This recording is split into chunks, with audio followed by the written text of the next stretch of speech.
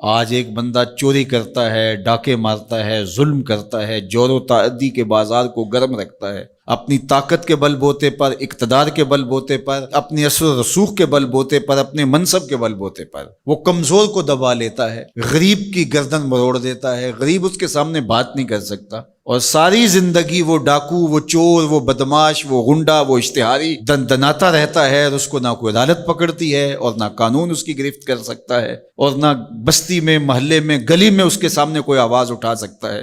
اور کمزور ساری زندگی پسا رہتا ہے۔ تو مرنے کے بعد اس لیے وہ عدالت رکھی گئی ہے۔ اللہ تعالیٰ نے قرآن مجید میں ارشاد فرمایا قیامت کے دن کیا ماننے والے اور انکار کرنے والے دونوں، کیا ہم ان کے ساتھ ایک جیسا سلوک کریں گے؟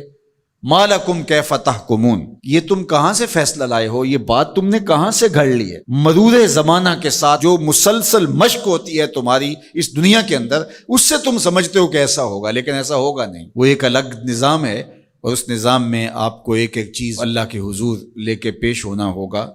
تو کہا واتقوا یوما، اس دن سے ڈرو، لا تجزی نفس عن نفس شیئا، کوئی جان کسی جان کی جزا نہیں بنے گی، کوئی جان کسی جان کا بدلہ نہیں بنے گی کہ اس جگہ مجھے رکھ لو۔ کوئی بننا بھی نہیں چاہے گا، اگر کوئی بنانا بھی چاہے تو کوئی بننا ہی نہیں چاہے گا۔ یوم یفر المرء من اخیہ وامہ وابیہ، اس دن باپ بھی کہے گا کہ میں اس کا ذمہ دار نہیں ہوں،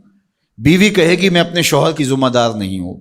بیٹا کہے گا میں اپنی ماں کا ذمہ دار نہیں ہوں، ماں کہے گی میں اپنی بیٹی کی ذمہ دار نہیں ہوں، اور وہ ایک دوسرے سے جان چھڑا رہے ہوں گے۔ جب ماں بھی جان چھڑا رہی ہوگی، بتائیے وہ دن پھر کس طرح نفسی نفسی کا ہوگا۔ آج کی تاریخ میں سارے لوگ میدان چھوڑ کے بھاگ جائیں، لیکن ماں جو ہے وہ جلتی ہوئی آگ میں بھی کود جاتی ہے اپنی اولاد کے لیے،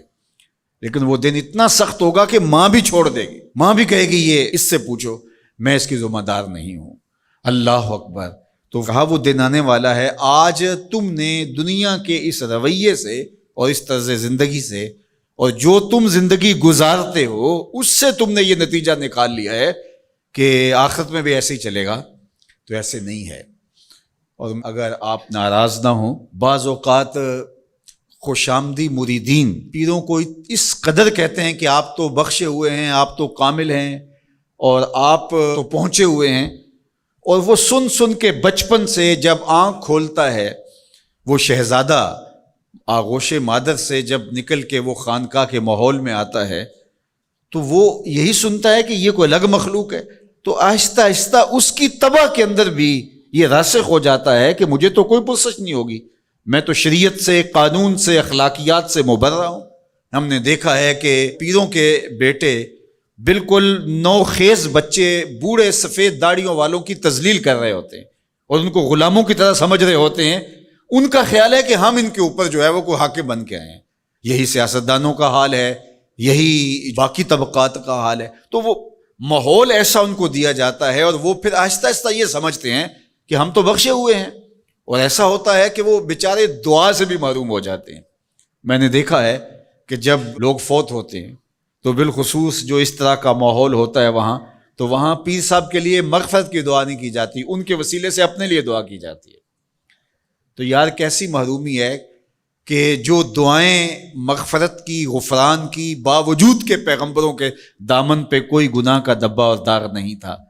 لیکن اللہ سے وہ استغفار بھی طلب کرتے رہے اور اپنے لیے غفران و رحمت کی دعائیں بھی مانگتے رہے۔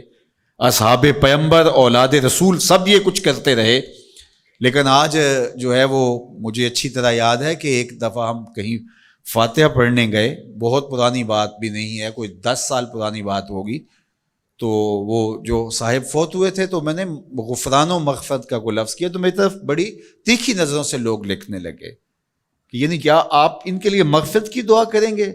یعنی یہ تو بخشے ہوئے ہیں، میں اور آپ کسی کے لیے گمان کر سکتے ہیں، دعا دے سکتے ہیں، لیکن قطعاً کہنا ہمارے لیے یہ مشکل ہے۔ تو پھر کیا کریں گے؟ ہم دعا مانگیں گے۔ نیک سے نیک پارسا شخص بھی ہو، ہمیں یہ بتایا گیا کہ اس کی خوبیوں کو بیان کرو، اس کی اچھائیوں کو بیان کرو، اس کے اچھے اعمال کا ذکر کرو، اور اس کے بارے حسن ظن رکھو، لیکن اس کی مغفرت کے لیے دعا کرو۔